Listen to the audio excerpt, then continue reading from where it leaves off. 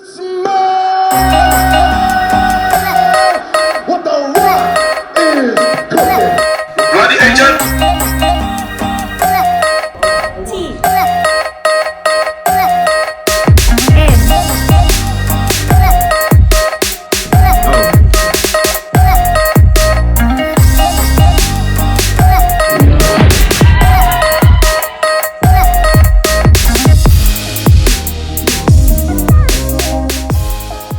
Hello, everybody, and welcome back to another show of TNO. We are your Thursday Night Outcasts, and today we have a special something for you. We have the official badass mother who don't take no shit from nobody, the survivor South Africa, bad boy, our very own TNO favorite. We always name drop him, Jaques. Welcome, Jaques. Hey guys, thanks so much for having me. Yeah, I'm from all the things that I've known for. That's probably the one I'm least proud of. But glad to be here with you guys. And yeah, I mean, what you guys shows a lot of the times, and you've got a unique flair. So I'm stoked to be here with you guys today. Yeah, thanks for joining us, Jaques. We're gonna ask your input as our specialist, as someone with some practical experience. So that's what we called you in for. Any case, Yeah, the real expert. I think we should jump into the Golden Spear section. Claudio, do you have any nominations for this week? Yeah, man, I've got a couple of nominations, but I just want to tell the audience this is the very first threesome that Corbus and I are having. So we're going to take it slow, and hopefully it's just as enjoyable for you guys as it's going to be for us, I hope. Hey, Jock, what do you think? No, definitely. But I mean, like I said, this is your guys' shows. I'm not here to steal your thunder. So you guys drive, and I'll be in the backside giving my sideline commentary. All right, cool, man. So let me kick it off with the Golden Spear then. I think Tyson's got to be someone who's got to get mentioned first and foremost. I think he does really well in terms of causing the chaos. He gets his name, even though his name gets mentioned, he throws it out there, and then he manages to flip, and he brings Adam to the forefront, and he makes him realize that if a guy like Adam, even though he's on the outs, can flip the entire tribe to make a decision on Sarah, then maybe they should go back to him. So I don't know what you guys think about that. Yeah, I agree with the Tyson nomination 100%. Actually, he was on top of my list as well. Claudia, I know I get a bit criticized for nominating someone on the edge of extinction, but I also thought Poverty did pretty well by solving that riddle and immediately clicking that they were referring to a previous episode. So yeah, that was pretty cool for me as well. But I do think Tyson is a good nomination for basically putting Adam's name out there and getting him voted off without any heat coming his side. Jock, what is your take on a Golden Spear nomination? Do you agree with the Tyson suggestion there? Yeah, definitely. I think one thing we shouldn't have let go from our minds is that Tyson was, he's coming back from extinction. And we know a lot of people, gave some criticism about Edge of Extinction and the winner of that season. But I think Tyson coming back into the game and now not being a target anymore. It's very easy to say, well, he's the guy that got back into it from extinction. Let's just send him back there. He's friends of whole Jerry. The fact that he is, not on, he's slightly on the radar, but the fact that he's not, persona non grata at the moment, I mean, that's still a gameplay from his side. So I agree with you. I actually also, I'm glad you mentioned Poverty because I wanted to discuss her as well. I don't know if you guys checked out the Secret Scene. It was online, but she actually bought peanut butter and she shared it with like the old school alliance with Rob and Amber and Ethan, and they were like chowing peanut butter. So really, I think she's done good. Targeting Michelle, getting 4 fight tokens out of a game and into her back. That's quite a stellar move. But yeah, I think the person I would give my Golden Spear to is Jeremy. I think Jeremy's also playing an incredible game. I love that montage where he was relaxing, arms outstretched on that custom-made table. And every shot, it was chaos all the time, but he was just in the same position. I mean, that means people are coming to him. He's not running around scurrying. And if you run around, you look like you look like somebody who's always doing, the wheels are spinning and you're being a bit crazy. But if you just relax and play a cool game, then you're not considered a threat, or nobody thinks you're up to something. So I think in that regards, I think Jeremy's playing this particular crazy tribal council build up. I think he did a stellar job. Yeah, Yeah, that was definitely my number two. My number two, exactly for those reasons. You got this big guy who's hugely competitive, one of the lions, as Tony would say, and he's just laughing throughout the whole scene. And we all, I mean, you've played the real thing, so like when someone who looks super confident, you naturally don't worry about them because you kind of know whatever conversation you've had with that person, you self-assured. Whereas it's the guys that are scrambling, the guys that are running around, those are the ones that you go, oh, I don't know, did I just say the right thing to that person? But Yeah, no, definitely. Yeah, I agree with you 100%. Jock, I think you also you struck a nerve there with Claudio when you mentioned poverty. I think the only person who's got a bigger crush on poverty than Nick is Claudio. So I'm not gonna lie. I bet he watched that secret scene. I'm just going back to the poverty thing. I'm so here for those scenes of her now. Like it started off last episode where she was the one man doing the whole the whole yoga pose thing, and it almost looked like I mentioned it with what's the old Karate Kid sensei? What's his name? Mr. Mr. Miyagi. And it's so great that last episode she looked like she was training for battle, and this season or this current episode she looked like Mr. Miyagi with the two troops taking people for a yoga session. I love that. I was all here for that. Even in a season as crazy as Winners at War and all this chaos, I've mentioned this a couple of times. People watch Survivor for different reasons, and those shots, like you say, of her, just out there doing yoga and all those things, it's incredible that even in just this season that's being dominated mostly by strategic stuff and fire tokens, we can still get that kind of Survivor life and those those gifable moments that people love and watch the show for. Yeah, exactly. Cobus? Listen, Jock, I like your nomination for Jeremy for the Golden Spear, but would you agree with us that we can award it to Tyson this week? Wait, I got one more. Okay, Claudio, hit us. One more. Yeah, come on.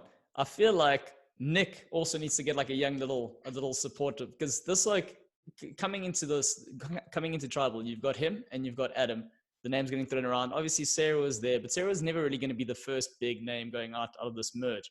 So Nick is there, and he manages to just drop that bomb at council at the right time, and it just sends Adam in all sorts of directions, and it gets Ben paranoid. And we know how paranoid Ben is. So I think that was brilliant, and it just set off fireworks. So I think he needs to get a mention. I'm not saying he's deserving of the Golden Spear, but he needs to get mentioned. Jock, what's your take on that? Fully agree. I think Nick was somebody coming into the game like you had a lot of his. I don't want to directly paraphrase Tony, but you had a lot of big names. You had Parson Rob and Tony, who I don't know how we have 10 people left and Tony's still there. It blows my mind. It also shows how good he's playing. But Nick was always one of those second or third tier players just by reputation coming in. And now that they took out the big dogs, and now that has slightly shifted, and now you've got this banding together of the big player commando, and that he is still in the game. I agree with you fully. I think Nick understands the game, and I think what Nick is doing good is he knows what buttons to push on each individual person. He knows this person doesn't like the name getting thrown out. That person doesn't like being called a target. I think he's got that Rolodex of how to use this historic gameplay of each person to his advantage, and he's doing a fantastic job. Like you say, rightfully at the right time, throwing Adam under the bus and causing that tribal to go into a tailspin. Yes, yeah, and on that note though, his relationship off the island now, obviously he's got one with Michelle during the game, as you can see, but he does a little quiz, because I follow them on social media, and he does a little quiz with Michelle, and out of all the friends to get her answers right, he got 10 out of 10 for that quiz. And it just shows exactly what you're saying, or touches on what you're saying in terms of his attention to detail and how he picks up on things, and when he knows how to use those things to his advantage. So yeah, he completely nailed that. It's a lawyer thing. It's a lawyer thing. That's all I can say. we pay attention to detail. Listen, no, I think Nick did a stellar job. Yeah. He set the dynamite in the background. Yeah, he set the dynamite off twice, causing quite a avalanche on the mountain there on the island. So definitely worthy of a nomination for Golden Spear. Jaques, did you want to add something there? No, I think the list is. I think that it's a very sufficient list that we got. You guys have got. I've mentioned Tony, I think, but this also shows.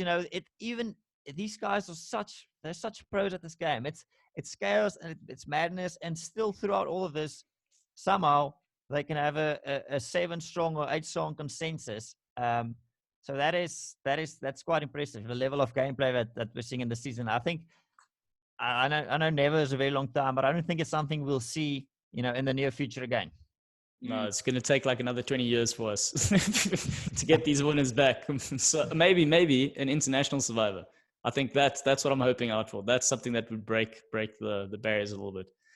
But anyway, so we're going to say we're all going to agree on a name. Kobus, you know what to do. Yes. Okay. Claudio's going to count us. Are you going? Yeah. 3, 2, Jaques, call it. Jaques. You got to call. Oh, sorry. I don't know. I was calling it. Sorry. Tyson. Okay. Cool. Alrighty, thanks, Jaques. Alrighty, so now moving on to the wooden spoon. Yeah, so the wooden spoon we award to what we call the village idiot, or the person who made the dumbest move on the island this week, or in this specific episode for us. And if you guys don't mind, I'm gonna start us off with a nomination, and I wanna nominate Michelle, Claudio's other crush. Not Michelle Kobus. Why? Keep going. I want to hear this. Bombing out of the immunity challenge. I mean, second time in a row, first. That was the first thing. And then, okay. I don't know, but, buying that 50-50 coin for 4 fire tokens, I think that was a bit pricey, eh? What is your take on that, Jaques? No, that is... That's definitely a bit of a rip-off, like I said earlier. Only a bit. Unlike the first 2 or 3 episodes, you could buy a whole immunity idol for 1 token. Now you get a 50-50 coin for 4 tokens. I think that's what the economists would call inflation. So yeah, I think definitely. Yeah, I would say the person I would give my wooden spoon to was Officer Sarah from the Cops Are Us Alliance. I think as legit as it sounds, saying, okay, it's your birthday, and I fully understand where she's coming from, and I do not think it's gameplay. There are really times where you just want to be a civil human being. I mean, like I say, if you've been there, it's not all strategy. Strategy it's what makes the final edit, but there's a lot of like just human moments, people speaking about home or their wives or their kids or whatever. That's totally part of a camp life, and I fully understand the gesture that she made, saying, Nick, it was your birthday. It's not a big reward. It's Chinese takeout, whatever. But the target that put on her back, and now you want to be in the middle of the pack. You want to always just not be on the extreme, on the aggressive side. You don't want to be doing nothing. And she's now, pushed herself out of that bell curve. And I don't think that was a great move on her part. Yeah, I mean, completely agree from that perspective. When you're playing with champions, you don't want to give them any reason to throw your name out there. And she gives them one, even though she says, no, I'm fine. Also, I'm not sure if it's because the game changes that she did kind of betray all her best friends. So if she's trying to save face a little bit or trying to change the perception, it would be interesting for someone like you, if you had to play again, like how you do something different with regards to me with the opening statement, you saying that's something you regret. Would that be playing on your mind going forward? So I wonder if that's an angle she's taking as she's trying to like repair her reputation there and trying to build trust, but everyone else sees straight through that. I also think when Tony asks you, like, what were you doing? I think you've really dropped the bomb. You've really made a mistake there. Yeah. No, definitely. And I think you mentioned, Tony, it's it's a very good litmus test. If Tony comes to him and say, "Listen, you're losing your marbles," then you're going the wrong way. But I think just to Claudio, touch on to something you mentioned now. I think we're seeing this season a lot of people who can change the game that they've played earlier are the ones who are making deep. I mean, if you look at a guy like Rob, he just played his simple old game, and it got him voted out. Ethan was just being the nice guy that he always does, got him voted out. Look at somebody like Tony, who we know Tony builds this chaotic game of idols and advantages and his bag of tricks and building a shelter and all those kind of things.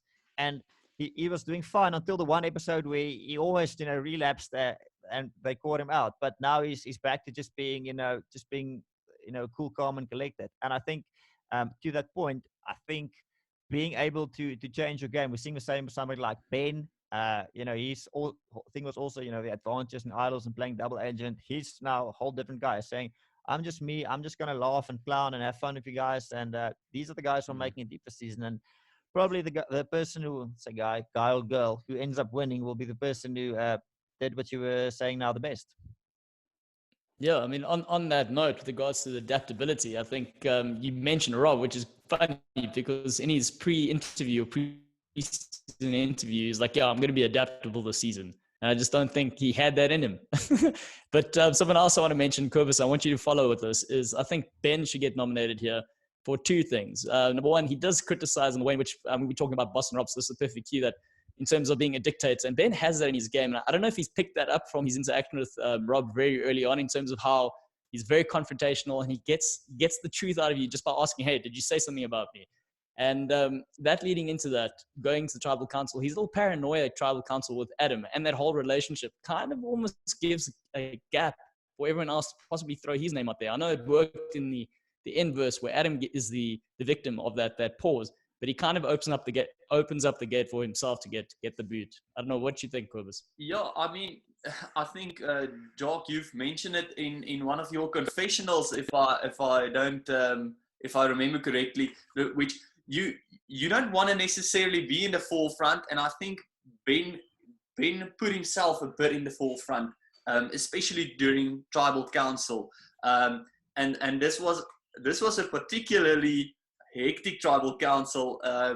I also wanted to ask Jaques if it brought back any memories from one of your tribal councils. I remember you also went through some rough waters there in tribal at one point. But in any case, no, 100%. Ben allows himself to be pulled out to the front, and as we know, if you stand out, then you're probably going to take some shots at some point.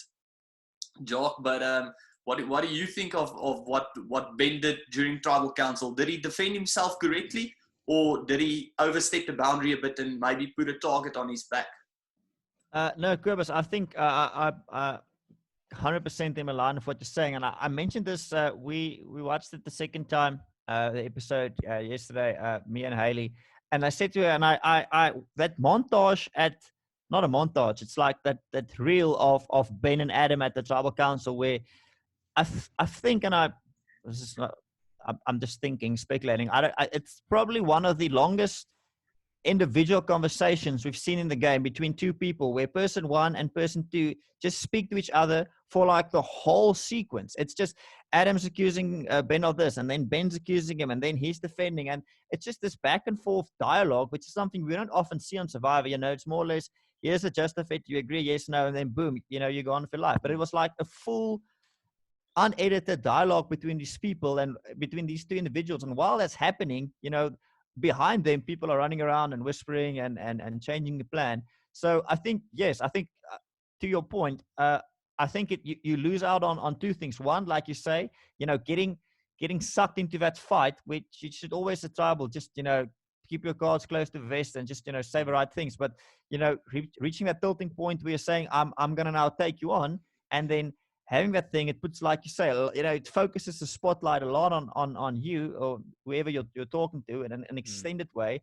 And secondly, if you are the one who's in that conversation, you're missing out on all this action that's happening behind you. You're not in on this conversation. You don't know if they're flipping the vote to you and stuff like that. So you you're definitely losing out on some time to just strategize or just even be an ear in that conversation. You don't have to say anything. So agree with both your points, Quibus, 100%. Okay. Yeah, no, I think this leads me to the next thing. Whoops, watch that green screen, guys, running away.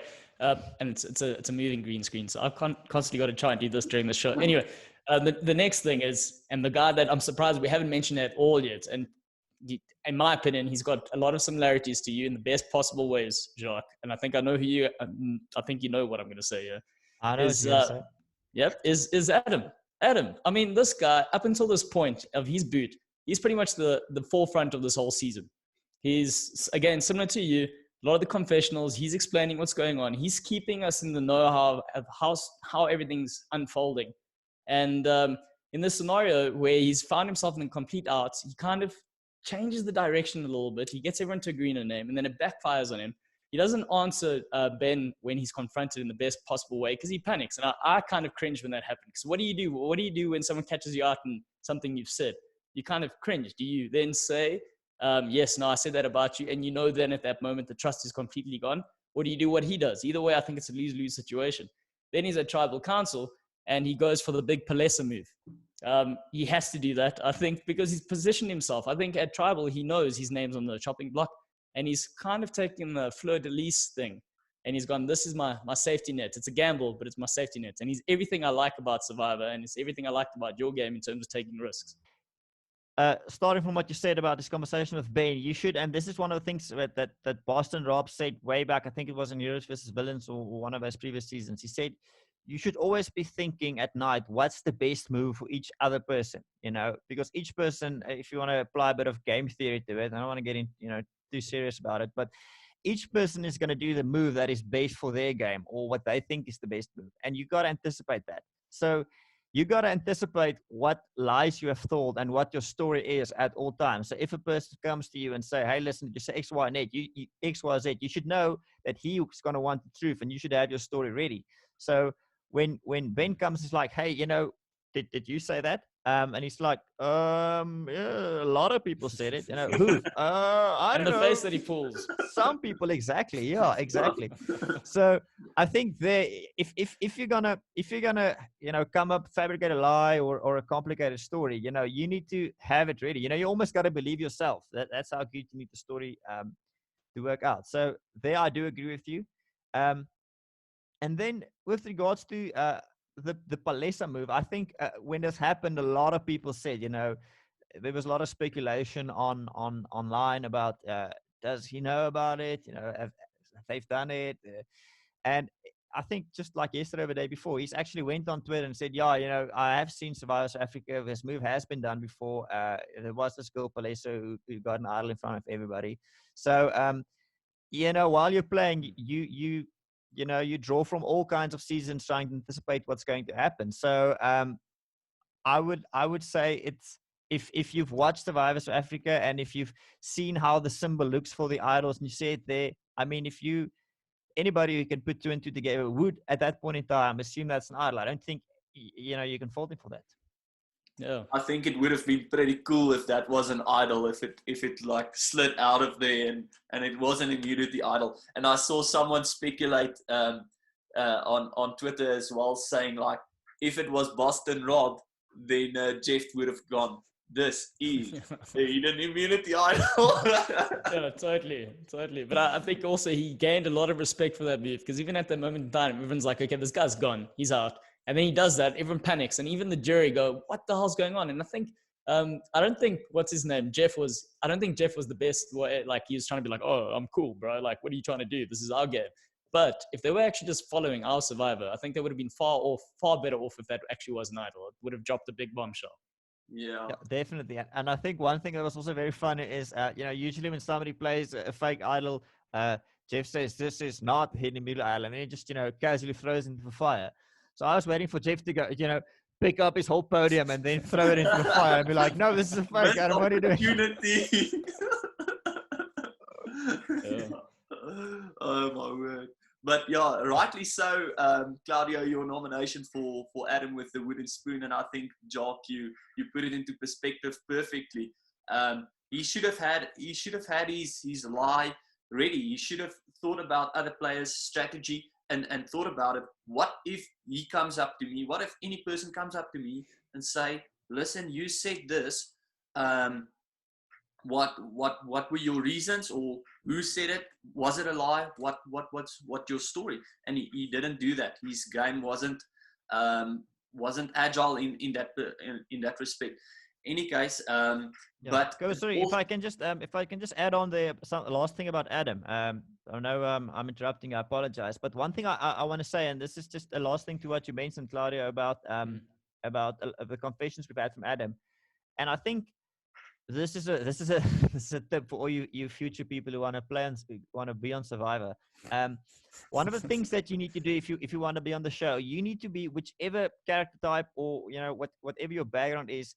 You need to be good at driving a narrative forward in a season, and like you rightfully said, being able to explain to the viewer at home, because Survivor doesn't have a narrator. There's nobody telling the story when you play Survivor. It's the only thing you can do is you can revert back to these confessionals, and that's why Adam is I don't think he's received a lot of confessionals because they wanted to make him look like a clown. I think he was rightfully telling us what's happening at camp. And if you look at somebody from the Australian Survivor, I know, Kobus, you haven't watched it, but a guy like Nick Yadanza, Nick is exceptional at the way that he's communicating with as few amount of words as possible to the people at home what's happening. And we see it in our season with Rob and the season before that with Wagner, people who are good at driving a narrative forward. So, it's easy to say, to clown on Adam and say, you look like an idiot, but he was actually putting us into that mindset of the paranoia of all these big players, and they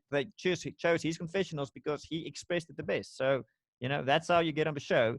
You're able to articulate the game like Adam is doing. That's the way to do it. Straight after this, we're going to add on the subtitle tips from Jaques in terms of how to get onto Survivor.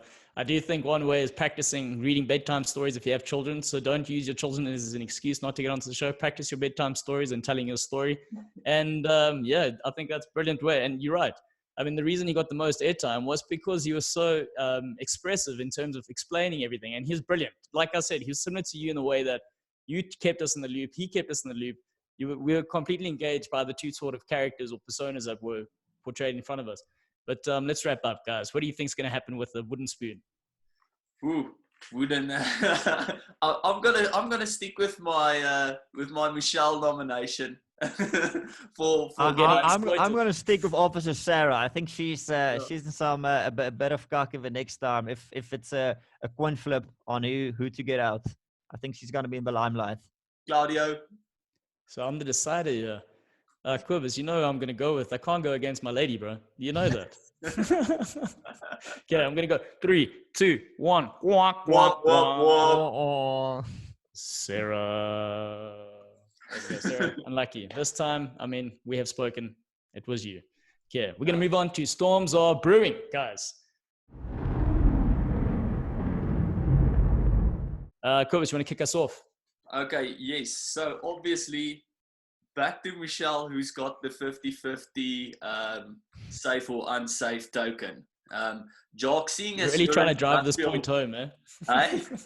I say you're really trying to drive this Michelle thing home. You're like, we made a mistake here. Let me just bring it back to the foreground. No, listen. Guys, on that note, what is the name of the advantage? Is the official name the 50-50 coin? It's such a wonky advantage. I don't know what you call it. Everybody knows an idol or extra vote or nullifier. What's the name of? Is this thing the 50-50 safe, not safe coin? Flip the dolphin advantage. Flip the dolphin advantage. I think it's a flipper. I think, it said on the note. It said specifically what it was, and I think you're right, Claudio. But Jaques, seeing as you're our specialist with regard to statistics here. I know that's one of your industrial engineers' strong points. Would it be wise to flip the 50-50 coin until you get it to land on unsafe for 3 times, and then it's more likely to land on safe the 4th time? That is in statistics, that is one of the worst things you can do. You see a lot of people then they go and they play the lotto and they say, number 5 and number 28. You know, they've been falling a lot of times. You know, they're done, they're spent, and number 21 hasn't fallen at all. That's a number you got to pick. That is the if you have no idea about statistics, that is the worst thing you can do. No, I definitely think you can flip it a million times beforehand. It has no effect on what's going to happen at the night you play it. Oh, 100%. but can you imagine being Michelle now? She's spent her 4 tokens. I mean, largely because she's rich and she gets exploited, like you said, inflation. But just before tribal council, she's like, oh, damn, I need some sort of security. I'm going to do this. And like Quiver says, she's flipping it. She's like, oh, I got this. I'm safe. I'm safe. And just before you're like, oh, shit, Jeff, come on now. Come on, Survivor gods, show me the money. Oh, no, I think there's a lot of pressure. One thing I want to ask. One thing I want to mention, Claudia mentioned now Jeff and the flipping of a coin, and I actually paused the frame. It doesn't expressively say how do you use it. You use it in tribal council and you flip it, and then it should say if, like, they can't vote for you. Do it after the votes and you flip it. Can you use it more than once? Does it only? I know it says the last time you can use it, I think there's 7 people left, but the how exactly it works hasn't been, you know, given to us blow by blow, and I think that factors a lot into it. I mean, if you can flip it at camp and say like, okay, I'm flipping it now, safe, I'm staying here, I don't vote. I think I would have liked to have a better idea of the mechanics of that advantage.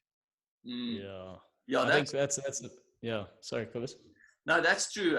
Very little was said about how it actually works. It's I must admit, it's like that with a lot of South African laws now with the with the lockdown. We know we're locked down, but the specifics isn't necessarily always known. But in any case, I just wanted to throw it out there, the idea of the coin, because I mean that's something that we're gonna see in the episodes to come. So that was something which I was speculating in my mind also a bit about it. So I think that forms part of the Storm is Brewing section, and I think it's appropriate therefore. But yes, sorry, can I one last thing, Cobus, sorry, one last thing before we move on to the next things. Speaking about advantages, and we see this a lot of time. The Australians have done it, the US people. We get an advantage, and you try to fake it out as something that is not. You know, that's you know, old news with regards to Survivor. Do you guys not think it would be quite a cool play to take that coin and then, I don't know, with a machete or some kind, scrap off the not safe part, right? So you just have this flat buck that just says safe, right?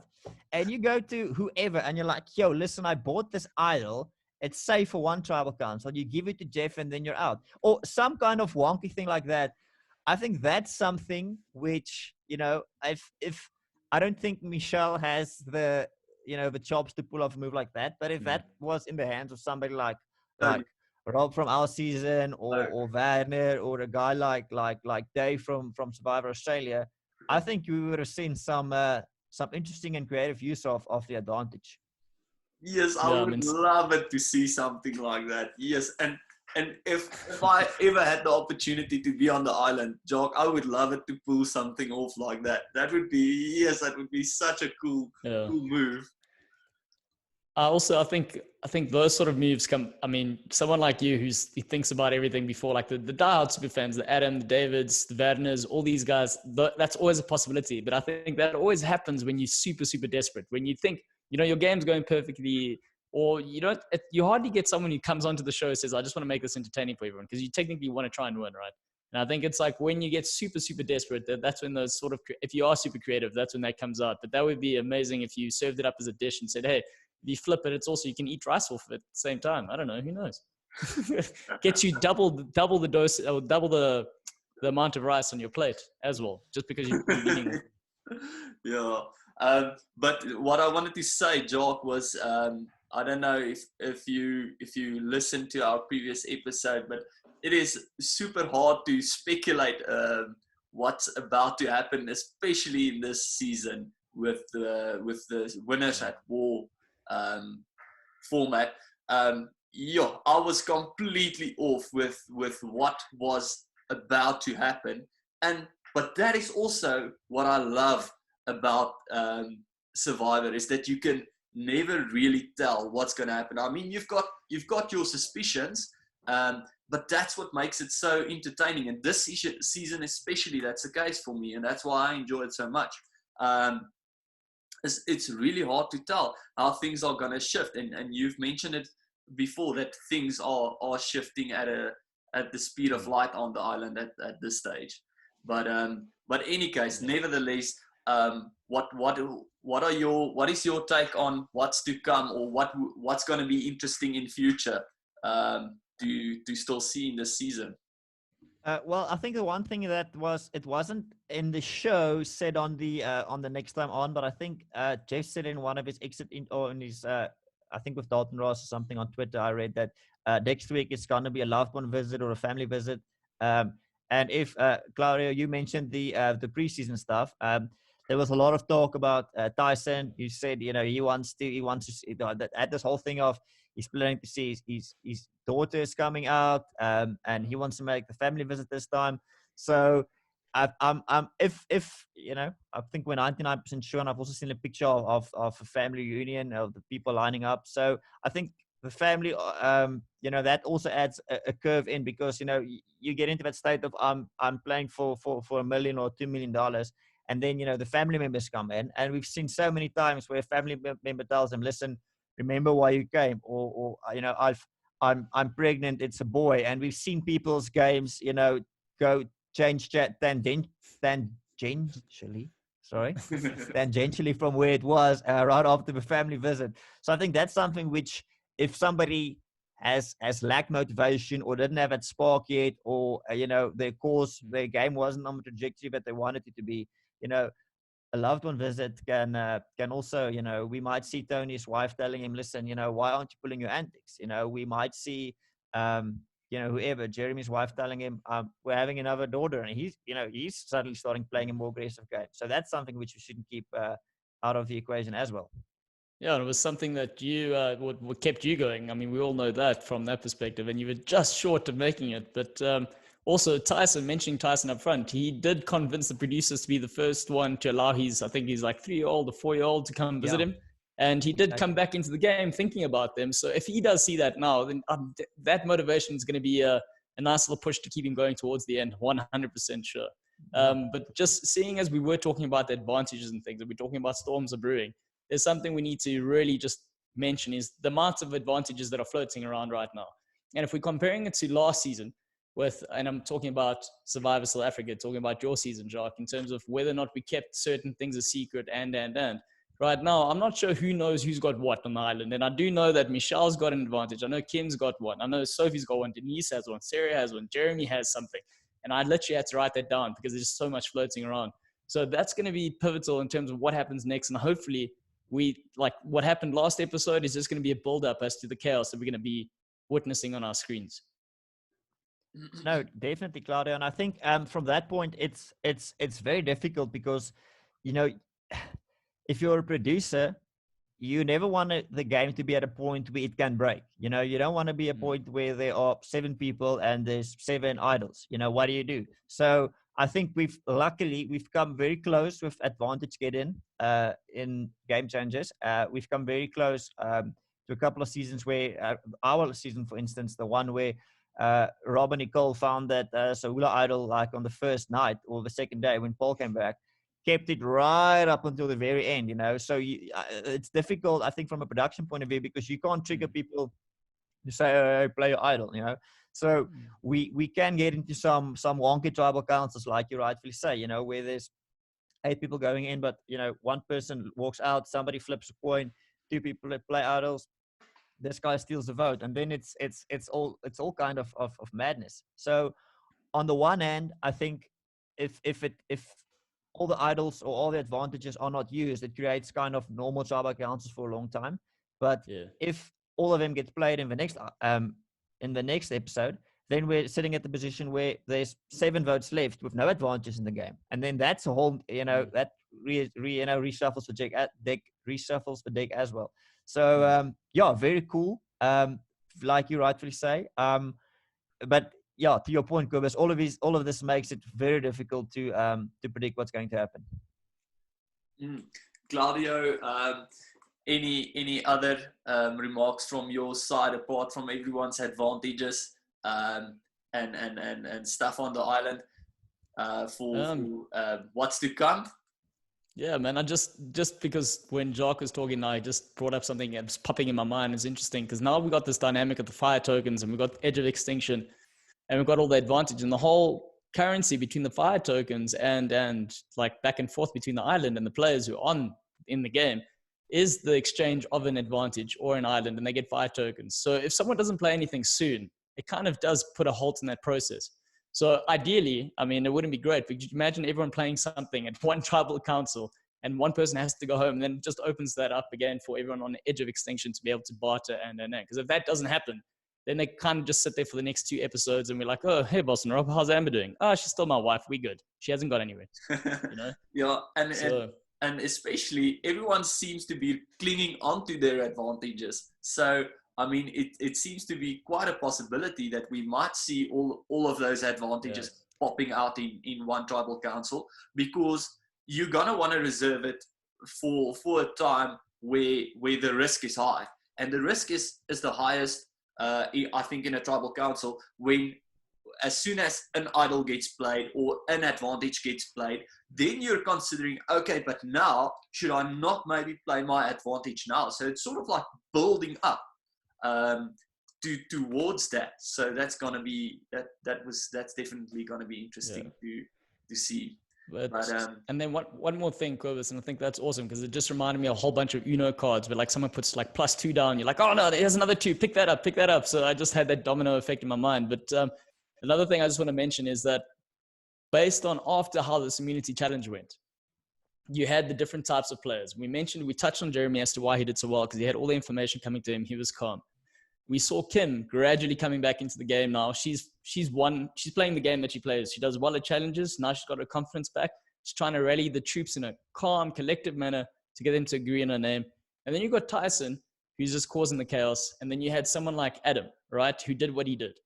What is the best way going forward in this scenario now when you've got these different types of approaches? How do you think, Jacques, is the best way to manage in a season full of winners who no one wants to be a backseat driver? Everyone wants to be responsible for making a move.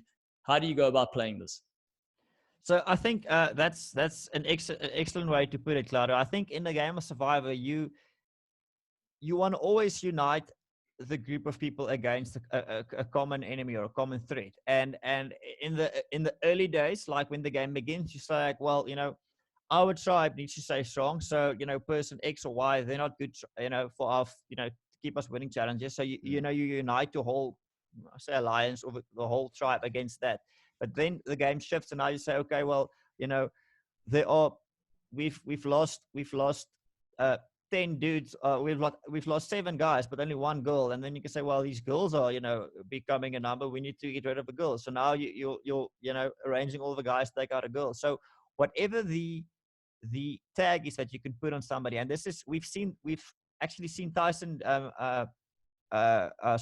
Tony doing this, saying the wolves and the hyenas, and I think that's the best way is if you get a whiff of people are saying, okay, it's wolves versus or lions versus hyenas. Sorry, I said wolves versus hyenas. I meant lions. Sorry. If you get a whiff of the lions are banding together, then for whatever reason try and make yourself a lion, saying, guys, I've won 2 immunity idols, I'm also now a threat, so we must band together. So get yourself in to whatever the majority of people are thinking, and right now it is hyenas versus lions. So if the lions are the majority, then say, I'm a lion. If the hyenas are the majority, then say, guys, come on, these guys are big targets. Let's take them out. They'll win at the end. So whoever is best at this point in time of pitching their case to the majority, like you said, Kim and Tony of the threat level, I think that's the right strategy right now. Yeah, I think that's I love what you did or what you said there in terms of creating this perception and getting people to fall in line with where they see themselves within that perception. And I suppose that was the influence or the underrated influence that Adam had, because he was so good at telling those stories. People bought what he was feeding them. So yeah, that's very valid. I don't know, Cobus, anything you want to say there?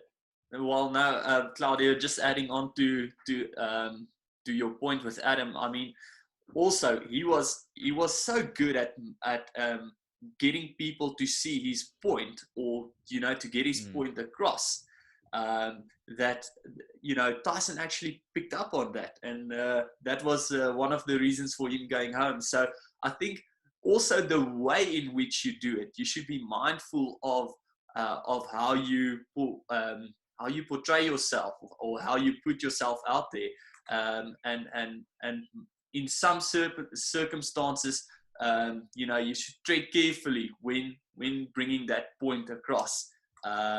So otherwise, that might also be the reason for you getting voted out. Any case, Claudio, I think our TNO episode is basically wrapped up, unless any of you guys have a last closing remark. I've always got something to say. Oh yes, the Portuguese, the social Portuguese in Claudio always comes out here in the closing. I'm just going to blame it's quarantine season, so I just need to get my fix off before it's just me and Christy alone again, and we drive each other bonkers, and I'm actually seeing people. So just with regards to the unpredictability as to what's happening, I just want to go through the list of who's left, and we've got, like, for example, we've got Nick, we've got Michelle. We know they're tight. We've got Jeremy, Denise, and Kim, who somewhat still seem to be tight. Then we have Sarah, Sophie, and Ben. All right, and in between those, we've got the Lions, if we're going to talk about the Lions. And by the way, Jaques, I just want to say, I feel like Tony watched a lot of your season, because all these African analogies with regards to the animals and stuff, dude, he's not doing them as much justice as you did. That's the first thing. But anyway, you've got Tyson and you've got Tony. And these are the big players that are just floating between these segments of 3 people and 2 people. So I don't know in terms of where they're going to go, what you guys think with regards to that.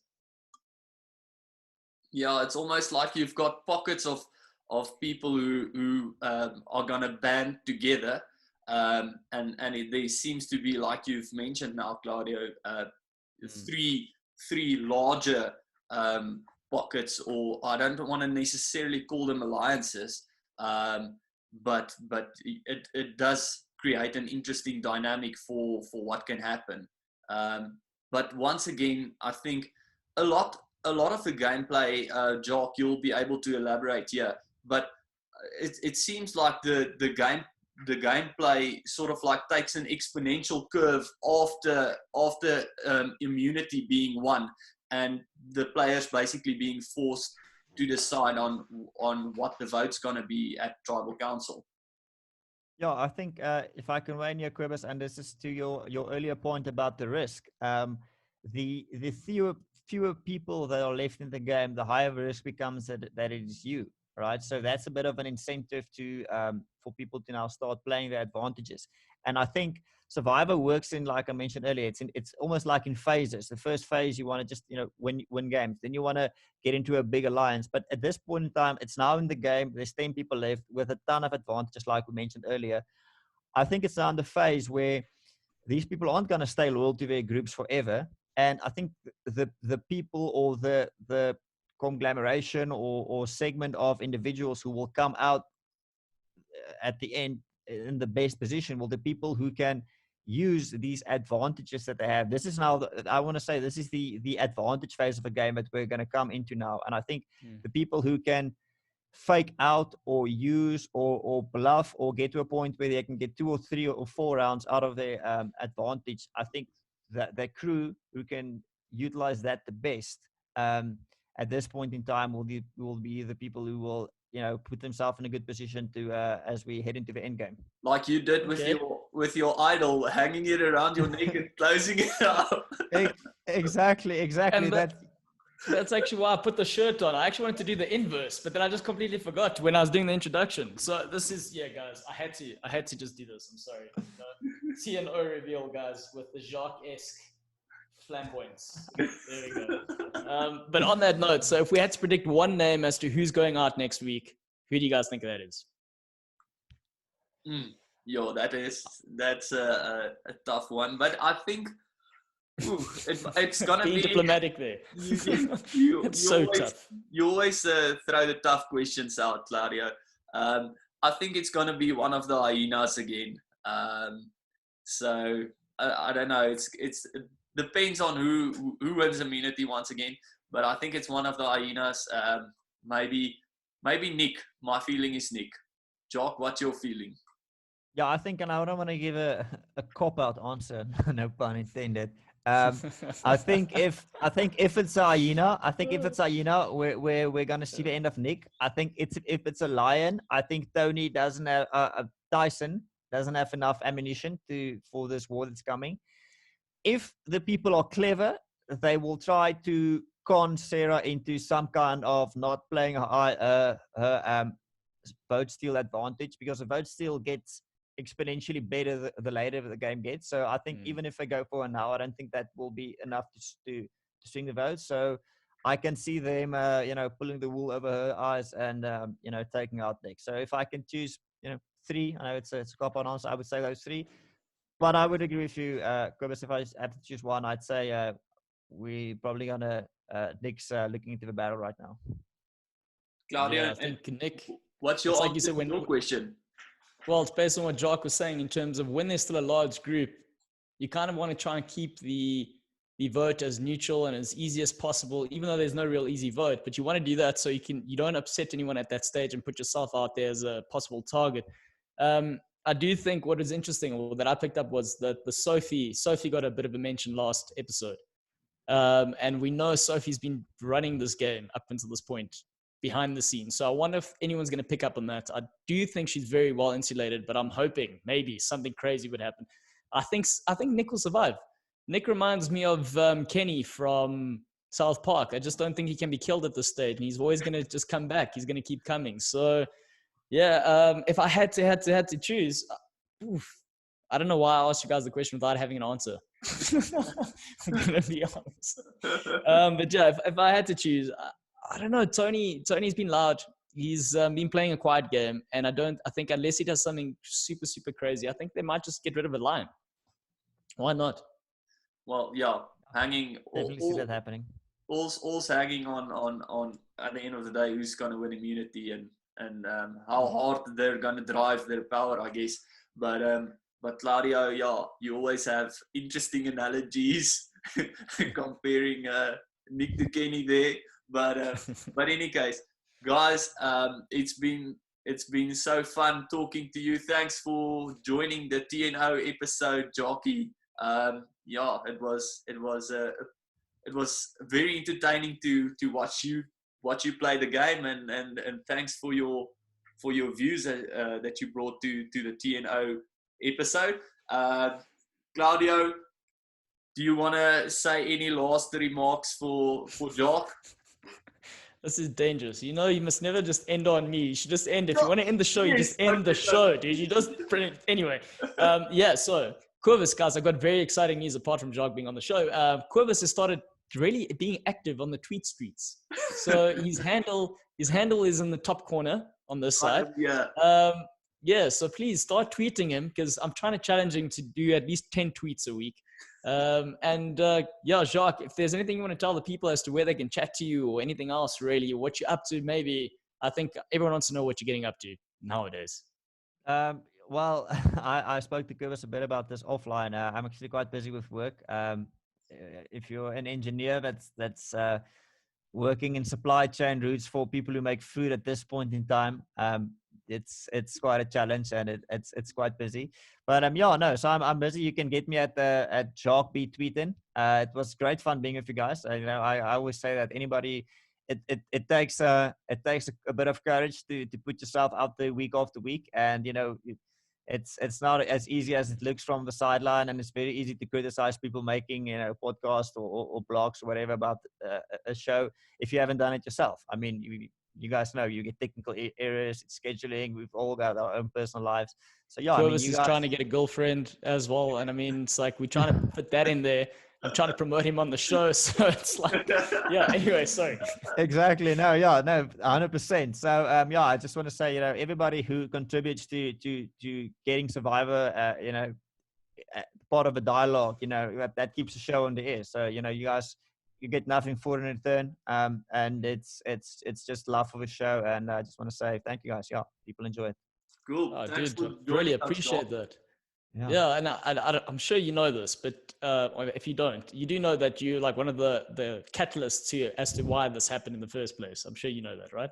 I've had a discussion like that. Yes. Okay.